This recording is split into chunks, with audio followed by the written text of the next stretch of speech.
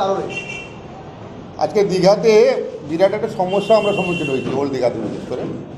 আমাদের এখানকার সমস্ত অ্যাসোসিয়েশনগুলো, যারা hotel association, Digha Shankarpur hotel association, Digha old Digha hotel honours association, পরিবহন ইউনিয়ন, পরিবহন যেটা অ্যাসোসিয়েশনগুলো আছে, সমস্ত মার্কেট, সমস্ত ইউনিয়ন, মানে যতগুলো সংগঠন দীঘাতে সবাই মিলেই প্রেস মিটটা ডেকে যায়।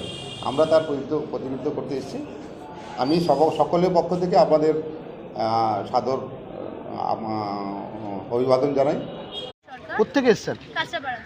বলছি দীঘাতে এই যে যানবাহন যে আটকে দেওয়া হচ্ছে, পাশাপাশি এই যে ওল্ড দীঘা থেকে নিউ দীঘা পর্যন্ত মানুষ সমস্যায় ভুগছেন, কি বলবেন? মানে ওই যে গেটটা হচ্ছে সেটার জন্য। হ্যাঁ।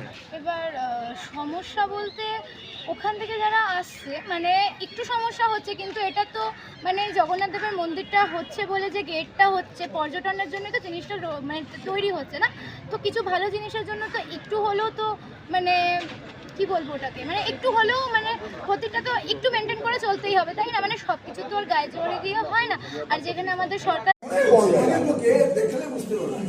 সাউথ বেঙ্গল মনে আপনার এখানে ঢুকাবে না, সাউথ বেঙ্গল মনে আপনি থেকে বেরিয়ে যাচ্ছে, কিন্তু আপনার প্রাইভেট বাস আর ডাব্লিউটিএক্স এগুলো। আচ্ছা ঠিক আছে।